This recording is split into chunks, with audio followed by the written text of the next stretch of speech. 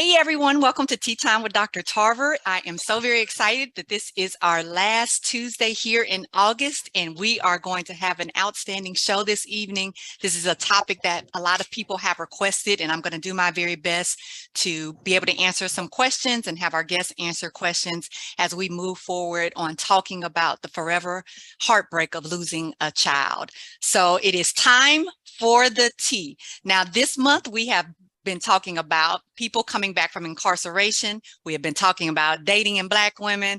We're talking about the changes that have happened with women's rights as we address the overturning of Roe versus Wade. And last week, we got a chance to talk about the effects of children losing parents and guardians during the COVID experience. So we have a special treat in terms of tonight's topic because it's often something that is very difficult for people to talk about. And so I'm very thankful to my guests that are using their platform to be able to help other parents in their journey of losing a child. So without further ado, let me welcome our guests to the show, Donny and Latifa Hamilton of the Taylor Morgan Hamilton Foundation, whose mission is to spread awareness about stillbirths through raising money to go toward research and other causes that place stillbirth awareness in the forefront of a broader national conversation. It is their hope that the Taylor Morgan Hamilton Foundation will provide stillbirth parents a safe place to honor their precious children without feeling ashamed or negatively judged. Welcome, Donny and Latifa Hamilton, to Tea Time with Dr. Tarver. Thank you, Dr. Tarver.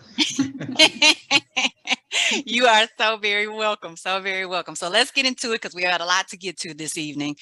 According to the World Health Organization, a stillbirth is classified as a baby who dies after 28 weeks of pregnancy before or during birth.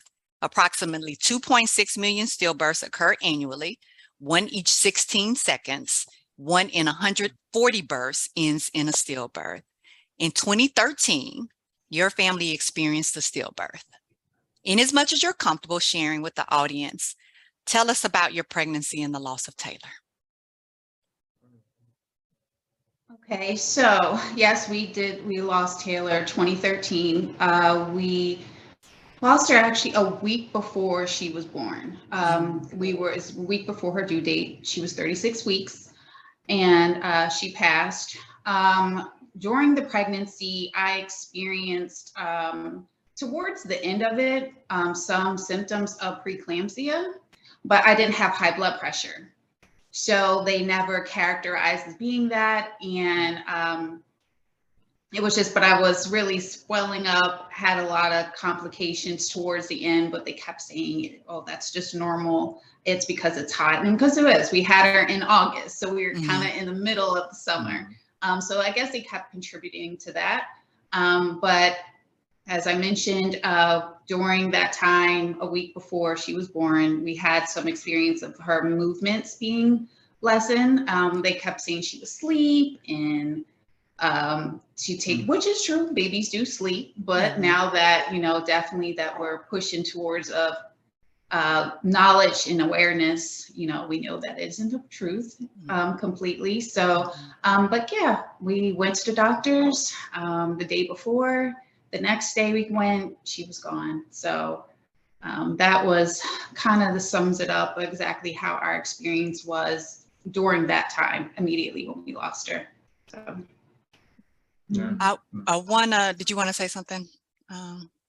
No, she summed it up well. Okay. I want to ask you, we were a couple of weeks ago, we were talking to Dr. Wesley Chambers about women's health in general, as we were talking about the overturning of Roe versus Wade. And he mentioned some of the very same things that you mentioned, that often things will be kind of dismissed as, hey, this is a normal part of pregnancy, even though there isn't a history of some things in your, this was your first child. So, you're not necessarily sure exactly what is going to happen. I think we all do a little reading. We know a little bit. We have family members we talk to, but I think we put a lot of trust in our providers when they say, oh, hey, it's normal. Don't worry about it. And you alluded to, now I know a little different. Now I have more information. Before I go further, I think this is a good moment to kind of share, what have you learned since then that maybe it would be helpful for people to know about in terms of maybe some warning signs? Well, definitely what you just mentioned about how healthcare is not saying, well, being your first child, we really didn't know what to expect. We kind of based it off on how, like you said, family members or friends that have pregnancies, and even if they did have a loss, it's not shared. So it's kind of where you're having a new child, that's kind of in the past. So those things, especially too, when someone's having a child, you really don't want to share. Sometimes that stigma is you don't want to share that you've lost a child just because it's such a happy moment, and it is.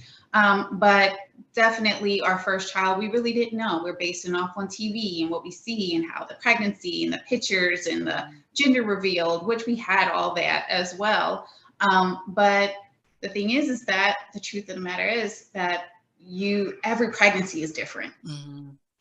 And I felt that especially after we lost Taylor, that I wish that they had treated me differently, not based on textbook, but based on individual. And I find that that's kind of where it's lacking, that every pregnancy is not the same. Just because maybe one woman went to 40 weeks or maybe she did not have any complications does not mean the same for the next woman.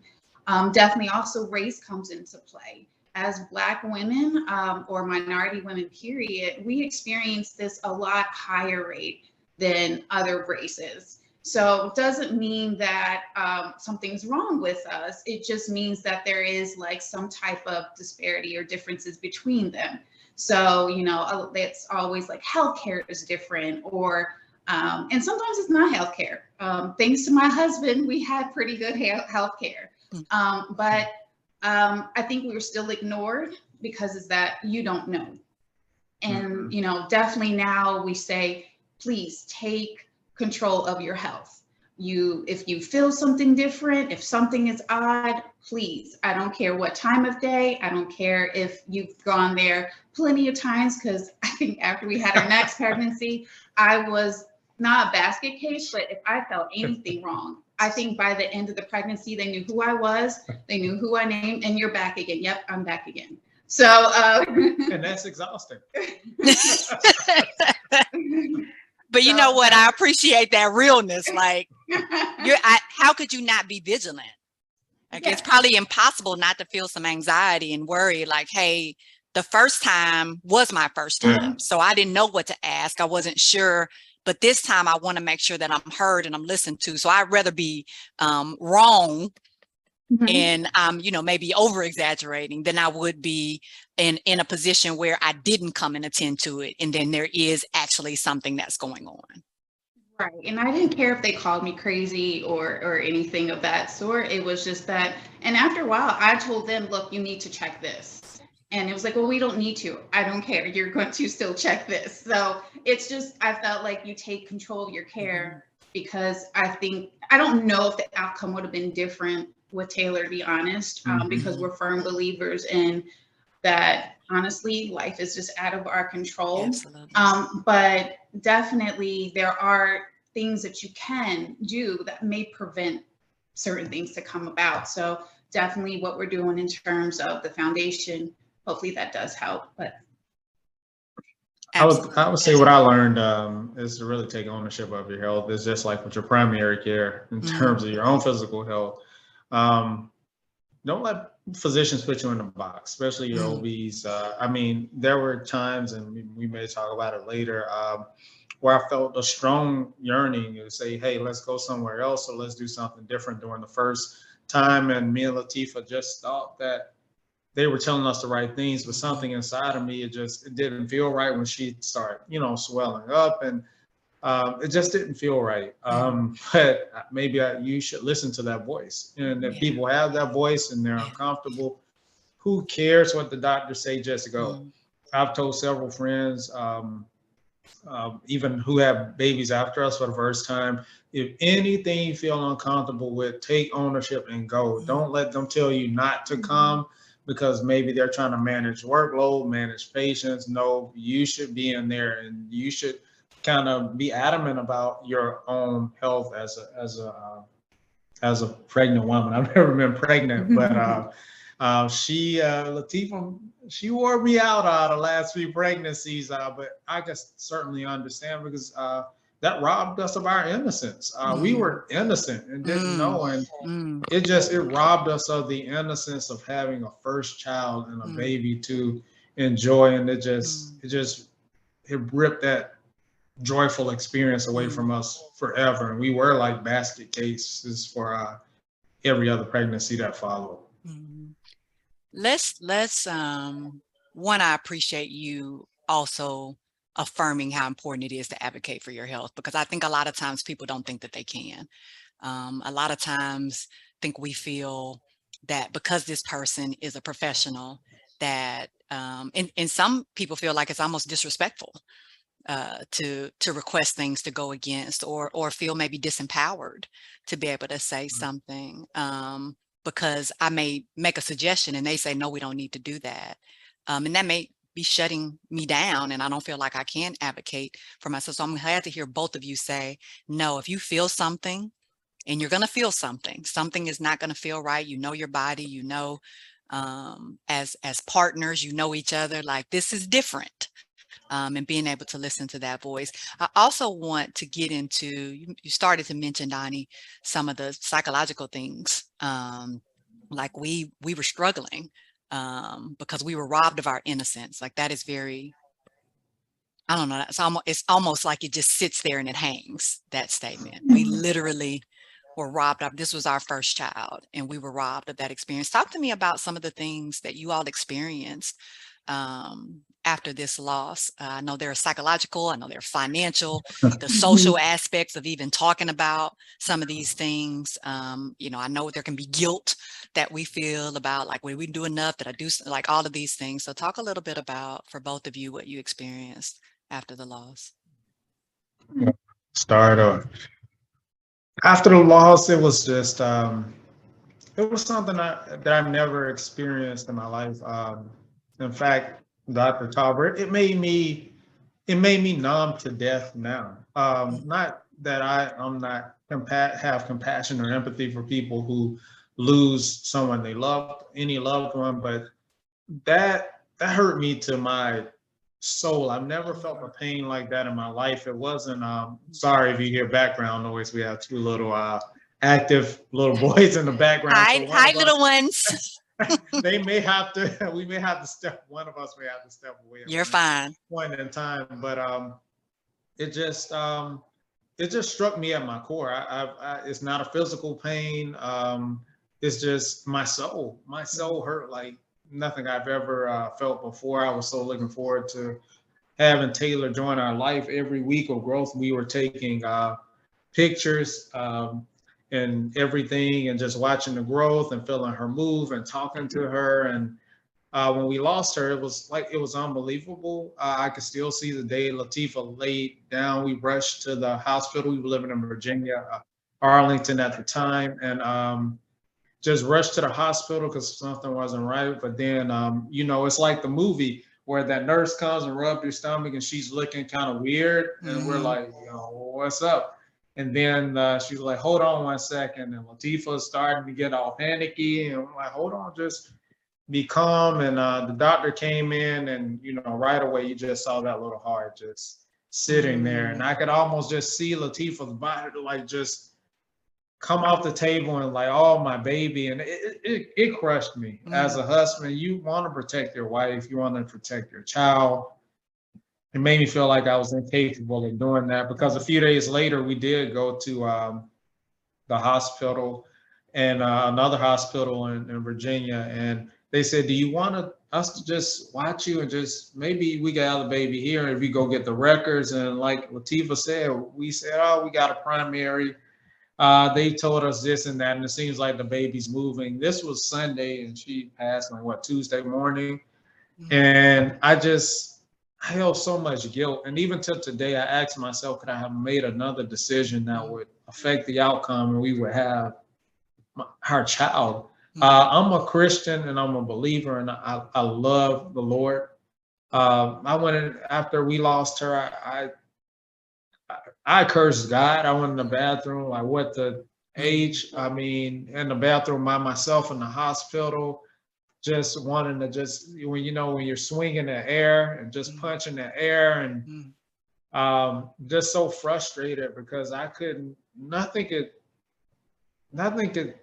settle that pain that I was feeling, that I felt. Nothing could stop it. It was just burning at the core, and I just didn't know what to do. And it would have been great to have organizations like this, to have a father to call or somebody to talk to who had experienced it, to kind of help guide me through it initially, because I was so angry, and I fell into a little bit of a depression. I didn't know it was functional because Latifa was so hurt. It almost like a moaning grief, that you just can't explain, that she was going through, and it worried me to go to work. I thought Latifa would do something to her. So she was so depressed. But I had to keep going to work. I had to find even outlets. I do thank God for friends like the Owars, Elijah and Maya Owar, or Vershawn Tolliver, or people like Jermaine Hannon and his wife, who helped us at the time, because I didn't know what to do. I thought my wife was gonna I thought she was going to hurt herself when I went to work, because it was so painful, and just trying to hold it together for myself, trying to care for my wife, holding the guilt of I should have made better decisions, can't help her with her pain, having people ask us, the baby here, and then you have to say she died. It's just all so much. And as a man, you try to have broad and big shoulders to handle it, but it just beat me down, and I didn't know psychologically how to handle manage it. that. Yeah. So I don't know that anything prepares you for that. I don't, there wouldn't have been a man training that you would have received in your life to be able to deal with that. I appreciate you sharing as a man, because I do think sometimes the man's voice is not necessarily a voice that's heard in this journey. And there is a lot of shame, and there is a lot of helplessness. I hear the pain. I still hear the pain. And I do think that one of the things that you said was really important, which is like I was doing the best I knew how to do, and I was just trying to get through it. And then I'll turn it over to Latifa, because she went through it. I had to see my wife birth a baby like a baby. They gave her epidural, what do they call it, epidural in your back, and having to watch her labor, and it's so weird, Dr. Tarver, because you're excited that you're going to get to see this baby that you've been waiting so long for, but the agony of knowing that she's going to come out, and you feel the joy of wanting to see her, but you know she's dead. Like, that complicated. It's like it is. It's like I want to see her, and I think we both did, but she was going to be deceased when she came out, and knowing that a dead baby was sitting inside of your wife, and it's like, get frustrated with the physician, like, cut it out, do a cease, get her out immediately. Sir, we need to do it the right way. And it's just you feel a little bit out of control. But then when the baby comes out, I could still feel Taylor's warmth when they gave her to me, when we cut the umbilical cord, and just to hear her little flesh, as we took her footprint, she was still warm. The stool came out just like a regular baby, just feeling her warm wrinkles, and it just I could never forget that moment. That picture you have on the slideshow, they took that of her feet at that time, but it was hard, because you were thinking about Latifa, you were thinking about the baby. And then, this is the last thing I'll say, Latifa held that baby all day. She held Taylor all day. They almost literally had to rip her away to just take her to the morgue. At the end of the day, it was hours. And the last thing I felt with Taylor, it wasn't like porcelain, but I held her one last time before they took her to the morgue. And from when they delivered her, she was so warm, and I felt her, she was like ice cold. And it's like the reality of just knowing everything, the events of what was happening, and just having your baby carried away, and with a funeral home, and just cold, and it's just something that's incredibly hard to process. Trauma. It's a trauma is what it is. Yeah. Latifa? Well, Donnie pretty much explained it all, but I guess one thing to take away from the experience, because he pretty much summed it up how it was that particular day. But mentally, I mean, it does drain you. As Donnie mentioned, with us being Christians, I knew that it wasn't the end of life. It was the beginning. It was just not what we had planned. So I think after getting through the experience, and the thing is that after we gave birth to her, I was still in the hospital and had to go back in again. So not only did we give birth to her, but that whole week, I think, was also our anniversary, her birth, and then my birthday. So I spent my birthday in the hospital, had a lot of complications afterwards, and then ended right back into the hospital right before we buried her. Yeah. So I really didn't give you time to really grasp it, because it was just my health was suffering, which honestly is a lot of experiences that a lot of Black women experience a little bit more than other races as well, that we have complications after giving birth. Not only do we lose our child, but we have the complications after birth as well. But so I think after everything pretty much settled down, yes, we had counseling. We went through 2 forms of counseling. So we did counseling that his job provided, and we also did counseling through church. Okay. Because we knew that we understand that God does not orchestrate death. He's not the author of it, but he does allow things to happen. And we also know that life continues on. So I think once I wrapped my head around that and understand that I'm going to see her again, it helped me to get over that initial, but like Donnie was explaining, that sting never leaves. Like you were saying, that trauma never leaves. So with that being said, is how the way I cope with it another way was starting the foundation. I think after they gave me the clear within that 6 months after giving birth was when I started planning. And I think at that time, Donnie did not understand. I think he just felt like, look, let's just move on with life. But it just wouldn't allow me to. One, because I always knew that her name had meaning. When we were giving birth to her, we named her. Well, no, while we were pregnant with her, we named her. But then 2, it was just, we didn't have many people to speak to. Or then when I'm at work, it was some women that were pregnant, thought that it was maybe contagious, or it was, what did you do wrong? So it was like, okay, you already felt that your body failed you, and then you have someone else telling you, what did you do wrong? So I think I didn't want anyone to ever go through that. I wanted someone to have comfort and to understand that it's okay. There's nothing that you did that was wrong.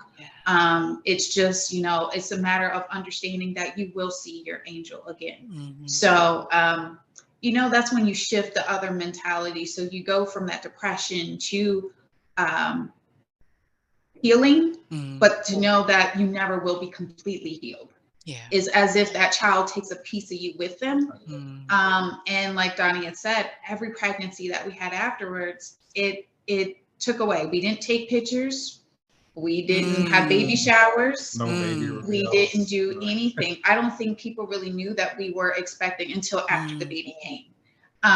So, and then also too, not every woman can have a baby afterwards. We just didn't, I did not want the foundation to be settled on that, okay, you can just have another.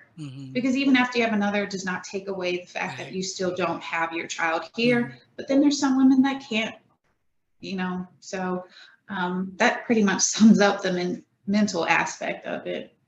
And to that point, I wanted to move on. I don't know if other men are like me or the partners. You're just sharing your experience. I was like, let's move on. I need to get past this. And I don't know if men process it a little bit different than the one, because she had like, let's get past it. Let's move on. She's gone. I don't want to have to think about this anymore. I do not ever want to have to relive this pain again. And you're trying to start a foundation, and I got to relive this every single year. Like, I was resistant. I think I was functionally depressed for a long time. Yeah, you sound like you were depressed. And it showed up on my job. It wasn't, you didn't notice it, but until years later, maybe a year or two later, I didn't really know I was even depressed. But to see your child inside a casket in a vault, being lowered down into a ground before you, I mean, that's I guess any parent, any age, that is quite the experience. And you don't even know, but I rolled past that funeral home down the street from your grandma's house so many times before we even had the funeral. I even went in there to look at her, and I think what tore me and broke me that day was they said, Mr. Hamilton, we do have her body, but it's to a point now. If you saw her, you couldn't take it. And because as a result of being in the, and that was painful too. They don't embalm babies. So I did not know that. I didn't know they didn't embalm babies. In the state of Pennsylvania. Yeah, we have buried in Pennsylvania, although we have her in Virginia. So and that's her Latifa's home. That's where Taylor's buried. That's where the walk typically takes place every year. Okay. But no, I was resistant, and it was hard, but now 9 years in, almost 10 years in, I could see the difference, even though sometimes I still struggle a little bit because it took a piece of Latifa. It took a piece of me. And I almost feel like selfishly, sometimes I'm competing to win that wife or Latifa back that didn't experience that agony prior to Taylor, because it's our anniversary. Within 6 days anniversary, Taylor died, and then her birthday. Like, it's just all of that gets wrapped every year, and I can't really sometimes enjoy having my wife to enjoy her anniversary or her birthday, because that falls right between, even though it's a joyful time, it's just it's a tough thing. So I mean, I think you all are just talking about the differences in how we grieve. And you're right, like for everyone, grief is different. And even though you two share this child, your grief about her was very different. And I think that, sometimes we grieve in ways where we're like, I can't. I don't want to talk about it. I don't want to see it. I don't want to relive it because it's haunting. And the images and the flashbacks that I think initially happen after a trauma, the nightmares, you're reliving things, and it's very painful. And we're not taught how to deal with that pain.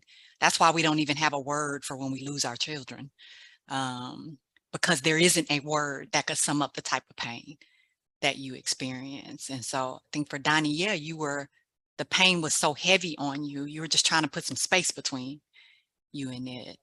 And I think it sounds like for Latifa, the pain was sitting on her so heavy that she needed to do something to focus on something else other than the pain. And there's no right or wrong way to grieve. Like, we grieve in the ways that we know how to grieve. Nobody would have prepared you for that. And I don't even think if we had learned about it prior to, it would hurt any less.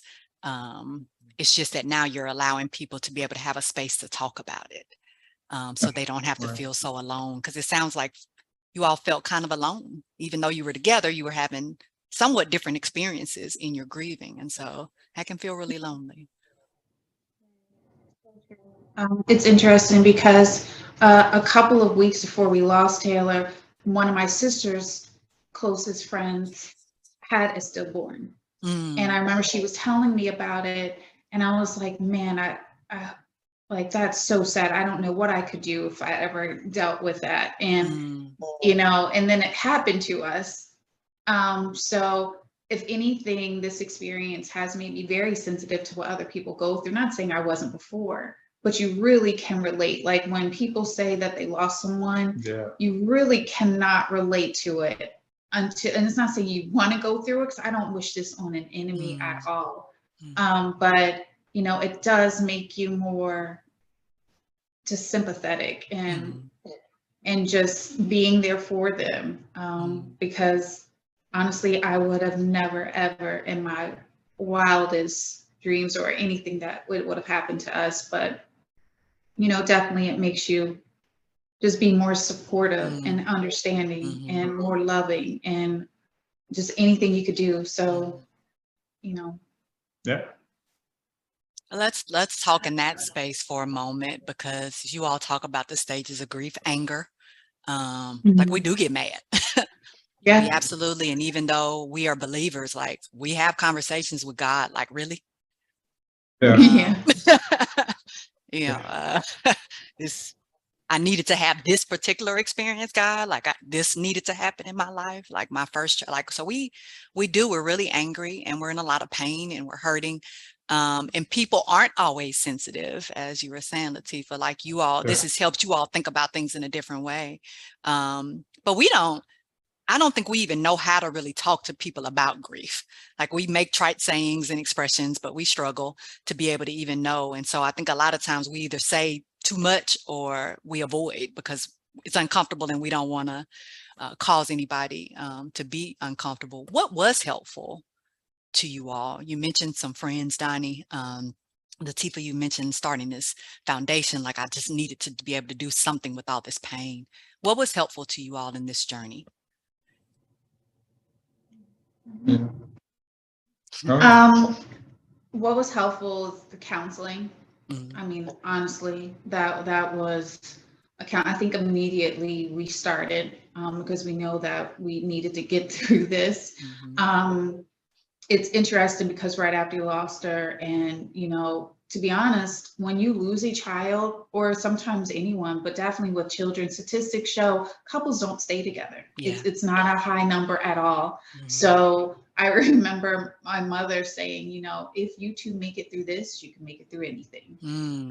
So it was where we knew that we had to go through it. I think, like you had mentioned too, is just we go through different stages. Men grieve differently than women. So I think it was helpful. We went through 2 forms of counseling. Being one, like I said, provided by his job. So that was one perspective, but the major perspective was going through the one with our church. Actually, they were there from the moment we lost her till like even today. So that was the most helpful. And then really just after a while, after getting over that hump, knowing that we leaned on each other the most. So thank the Lord, it's nothing but by the grace of him that we did, continue on as a couple and understand that we have a shared experience. We lost our child. So it wasn't his or just mine, it was ours. So it really just understanding, leaning on one another, because at the end of the day, we had family and friends that were there to support us, which was awesome. Now we did lose some friends. I know that not everyone understood. So we lost some because maybe they didn't know what to say or how to be there for us. But at the end of the day, we just needed someone to listen. Or really just be there and be patient with us, knowing that we will come back around, but it would just have to be at our timing. So, but at the end of the day, we had each other too. And knowing that we went through this together. So I think that was the most support. I mean, my husband, like you said, he put himself aside in order to make sure I was okay. So, and then grieved later. And I guess why I said he's still grieving now, because he really focused on making sure that I was okay. So, yeah. Yeah, I think it was months. We were still in that closet when I just don't make it a habit of crying in front of my wife. But men cry, Jesus wept. So it took months afterwards, 6, 7 months, where I just one day was like just cried on her shoulder because I just everything that I was holding in, I just had to let go. But it was counseling. I had great friends who are great friends today. I feel like it hurt, but I feel like God used us, using our testimony with purpose. It wouldn't leave Latifa. This thing would not leave Latifa. You just don't know. It can cause your marriage to break. Because I'm like, why are you doing that? Arguments. And why do you need to do this? I mean, why do you want to keep throwing my dead child in my face? Like, I mean, I was just like, let it just let it go. Let it We go, just didn't Latifa. Let's understand. move on. I Yeah. didn't. Mhm. And I think after that, when we got to that first walk, and you see how people supported you and rallied around you, then as years went along, how many people were just silent about stillborn. It happens to so many people all around us. If they had talked to us the way we're trying to talk to other people, it gives you an opportunity to be proactive about possibly how the end result turns out. I mean, nobody's the Lord, but it helps you to be educated and knowledgeable about what could be going on. And we did not have that. So that's why I really appreciate the foundation. And I'm glad Latifa stuck with what I feel like the Lord placed in her heart to keep moving forward. And she eventually drugged me along. I had people that I knew, graphic designers, like we did these I little, like the shirts and things, designed those years ago in the first walk, and designing the hands, graphically. And it's just a blessing to be able to support that vision, like seriously. But for me, it was friends who had gone through it, and I knew it, and they were able to just talk to me and like, it's gonna pass, it's gonna hurt a long time. Just being able, like Latifa said, to talk to people. Many days, she was just didn't probably feel like talking. You could tell just her soul was just hurt, mourning. Mine was too. And I maybe like, hey, babe, I'm gonna go see some friends, and I go over there and just to talk. And they were pregnant with twins then, and it's like they were so open to let me talk about it without the fear and risk of that happening to them, even being pregnant with twins. And I'll never forget that, because I needed that, because my wife helps me with almost everything, but at that moment, she was dealing with so much, and I needed to be there to support her. And I really didn't have an outlet, because people like, hey, well, you could just have another one. Yeah, if you that is can one of avoid the it, most just unhelpful say that, things. Yes. I mean, it is true, but Yes. when Yeah. people lose a baby, no matter if they even have children prior to, that's, no matter their youth or whatever, that's kind of insensitive to say. Yeah, like just don't say that. Don't need, just take Yeah, that out of your. I'm not telling people what to say. It's just I will say it for you. That's okay. Just don't. But it's important for people to understand that some things, whether they're intentioned in a well-meaning manner, intention doesn't negate impact. How about we focus on where I am right now instead of talking about where I possibly could be? Sometimes I just need to sit in my pain. Yeah. And that's the space that I'm in right now. And I think the way I grew from that is, don't be afraid, don't hold your pain back. I mean, if you're grieving, I mean, if it's family member, older, younger, baby, let people grieve. And it's going to take time. People want you to accelerate it. I was guilty because I grieved one way. I wanted my wife to accelerate to be more like me, but like you said, hers was different.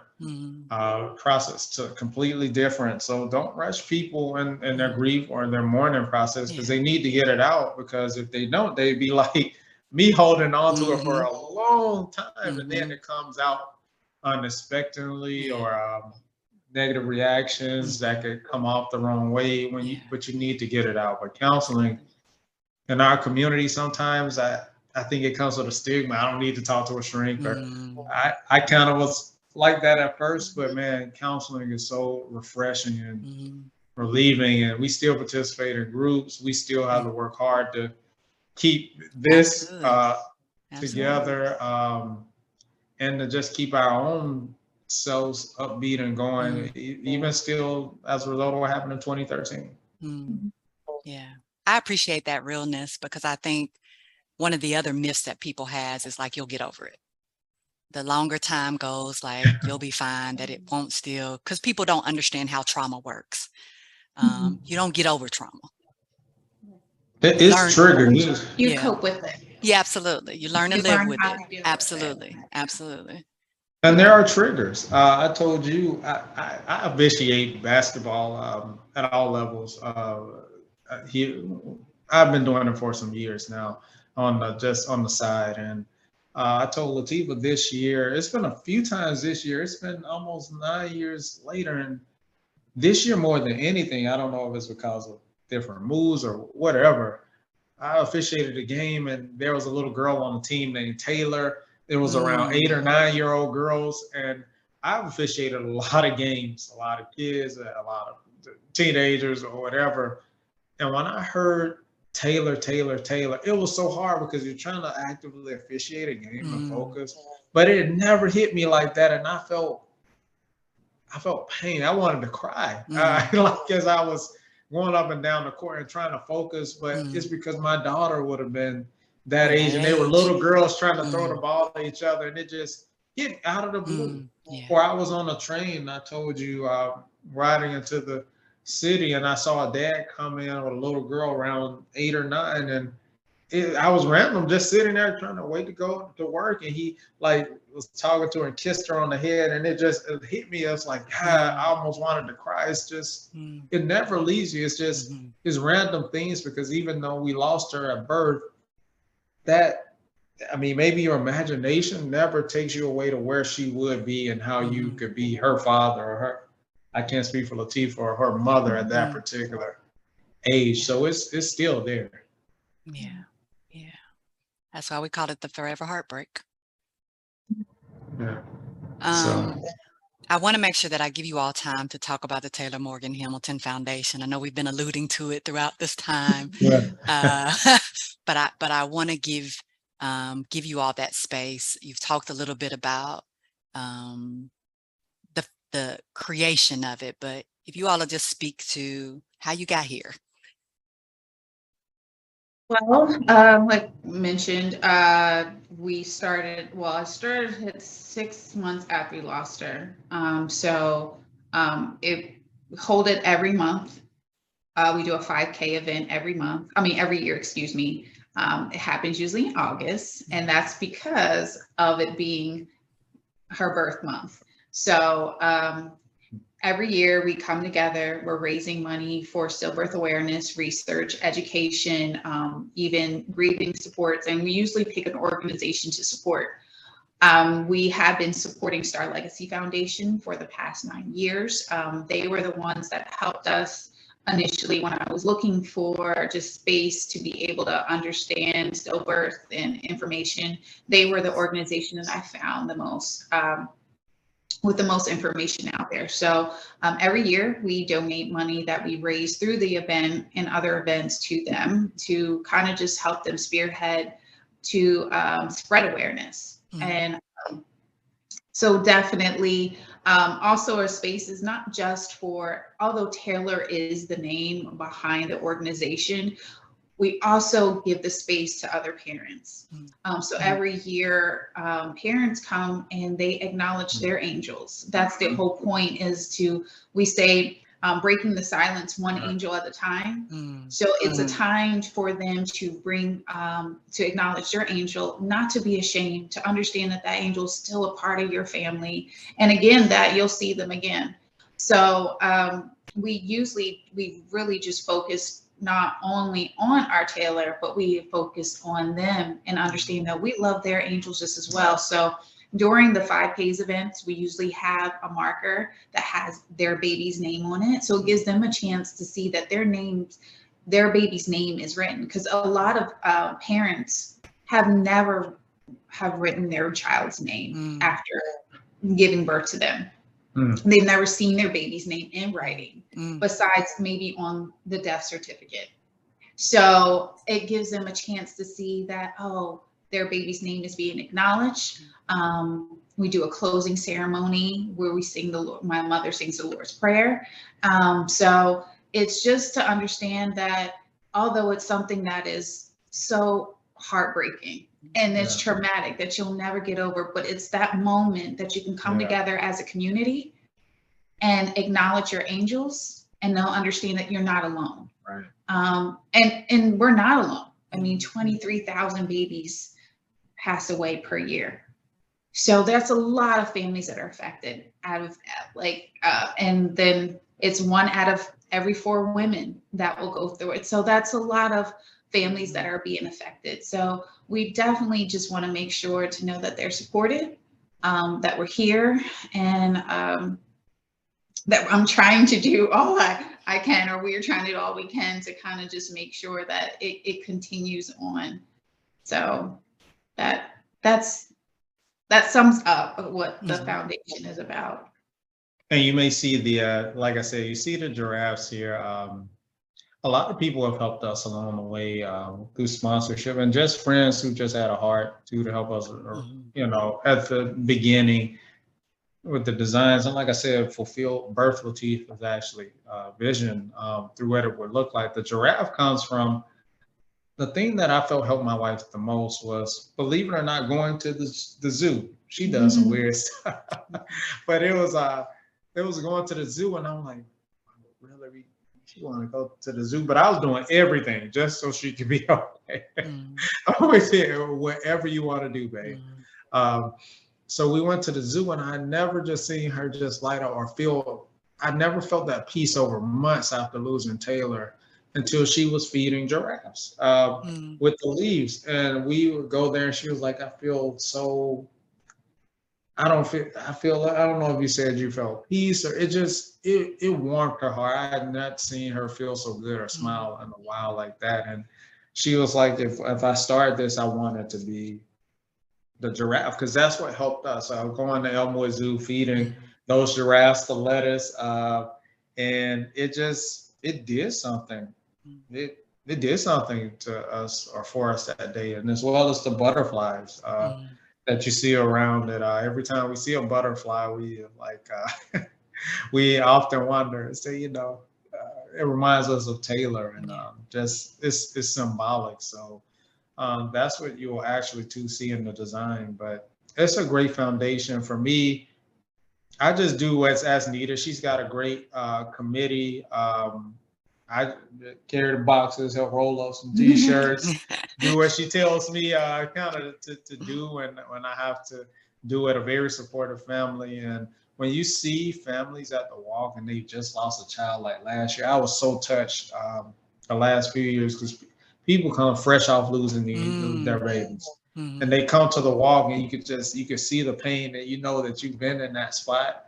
And then they have so many people there with arms open around them to see their baby's name. And there's no charge or anything for that, but on these signs, and they see their baby, they're able to walk around the zoo, we're able to fellowship together and remember our angels together, because Latifa taught me too, she really emphasized in the beginning, stillbirth, the babies were stillborn.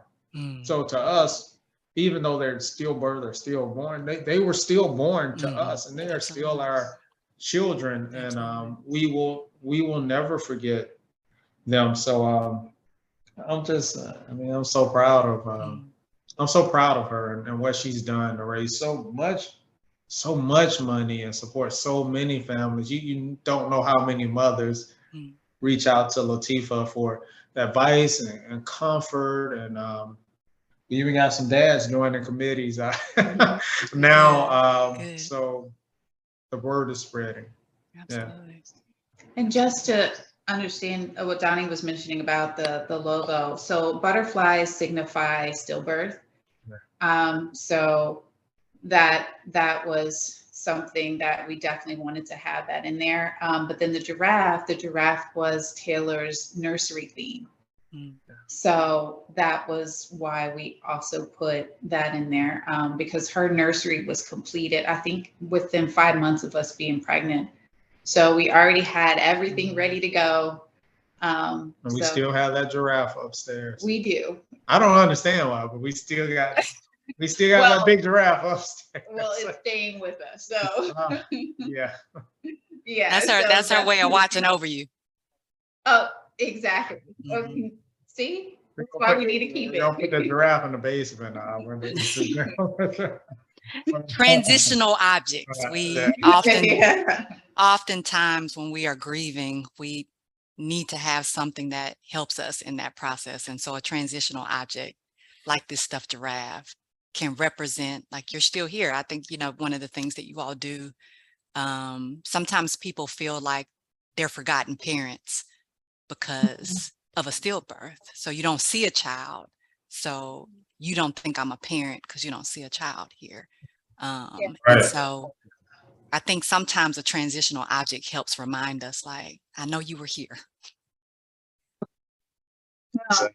And you're still mom, and you're still a dad. Like, that's And you're something still that a I dad. stress.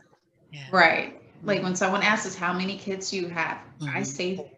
say 3. So yeah, it's always 3. Just Mhm. one's not here right Yeah. now. Yeah. Yeah. And I think what helped us to Dr. Tarver is there is a book I think that turned my whole perspective around. Read Heaven is for Real. I don't know who told us about that Mm. book, but somebody sent us that. I think it was my baby sister sent some books and something to read, and I started reading Heaven is for Real, and there's a part of the book they made a movie based They off did of it make a as movie well. on that. Mm-hmm. And when that child, that for a second, it was based off a true story, had gone to heaven, and he came back. And when even though he was gone for a little while, he experienced, say, heaven. And while he was there, was a little girl who was just chasing him everywhere he went. He's like, he saw this little girl, and when he came back around, and he was one day talking to his mom in the kitchen, he was describing a little baby. They say her name, I don't know, but essentially the way she described her, it would have been his sister, Mm-hmm. who was, kind of with him, and him, who was kept being around him, and it did something for me at that time. It helped me realize that, particularly as a Christian, I want to first of all make sure I'm living my life right, so that I can glorify the Lord. But I want to be able to see. I want to be able to see our child again. I want to live right so that I can see her. It's that loss made me not.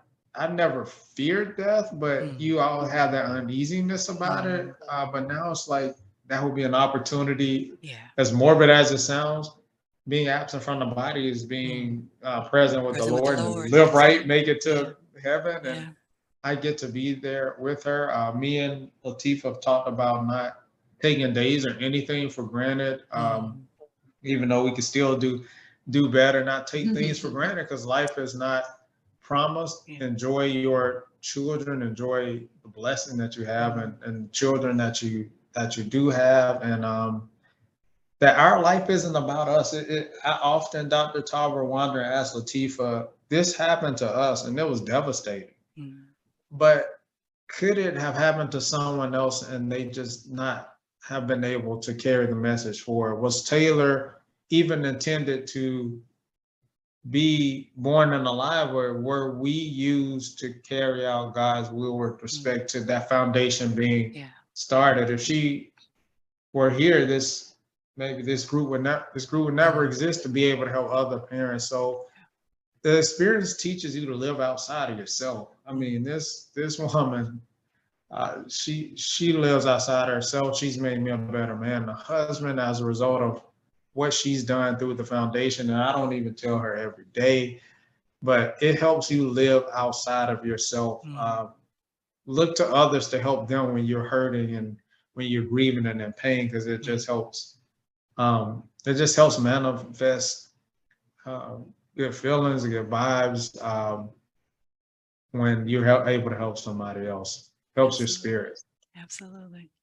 You have spoke, sir, on some of the helpful things in the grieving process, to be able to find purpose in your heartbreak.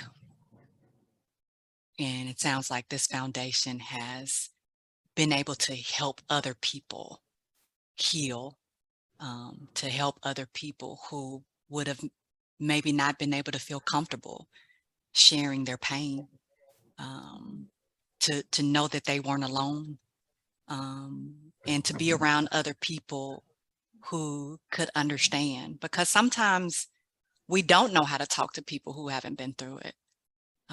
But when you know somebody's walked that very lonely path, like, it makes a very big difference to see someone. And so we thank Taylor for being able to be the vessel through which you all were able to create this foundation.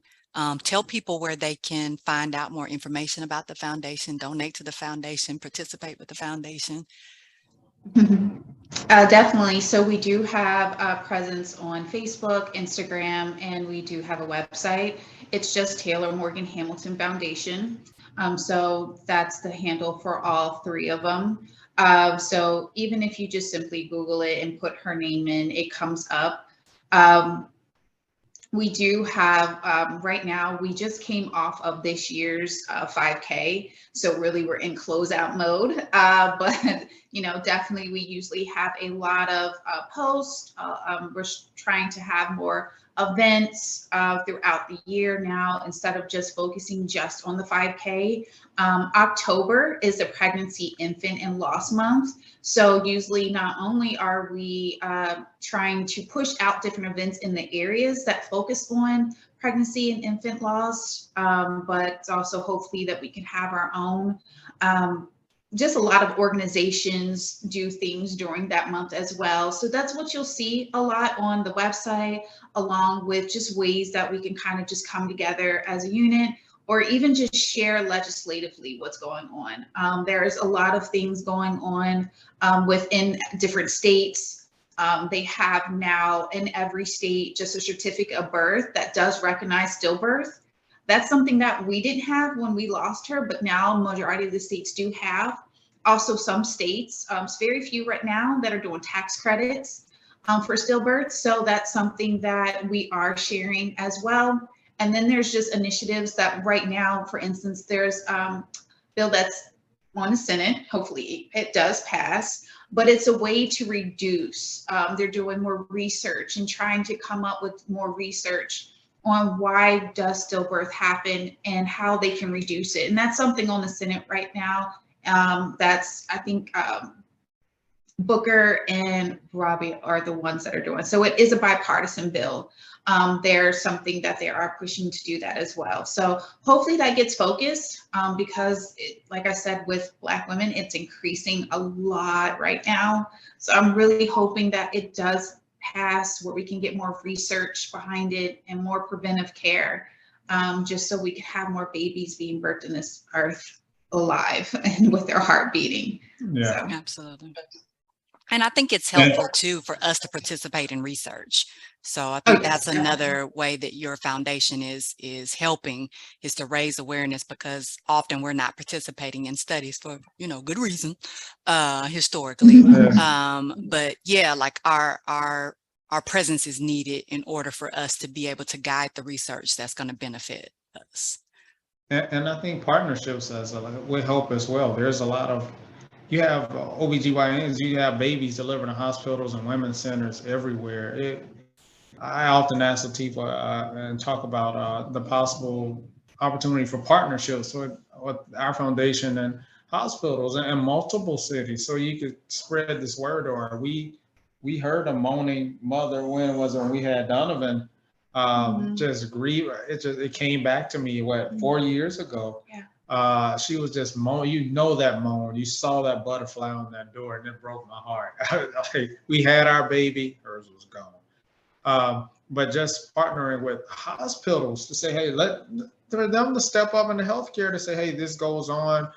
Here are a resource for you if this happens to you. And it's not there all the time. But in closing, too, I wanted to thank you, Dr. Tarver, because Dr. Tarver and I are fellow Huskers from University of Nebraska, and we all come together at times for reunions in Lincoln. And she never knew, but I told her the story years ago, and it must have stayed in her heart for some time, because she brought it back around years later. And I just wanted to thank you for interviewing us too, because we're hopeful that it was able to help other families as well. So thank you both. You shared a lot of very personal things that you didn't have to. And one of the ways that you're using your platform is to be able to silence that shame. And so I'm so very thankful for you sharing your story. One of the viewers commented that she's the grandmother of a family who lost a child, and she sent hearts and hugs to you in that journey of grieving. And yes, your story, your vulnerability, your transparency, your sharing is going to be able to help someone who didn't also know what to do when they were experiencing this kind of pain. So thank you so much for sharing your journey on this show. You all have little ones. I've kept you long enough. You all take good care of you. Be well.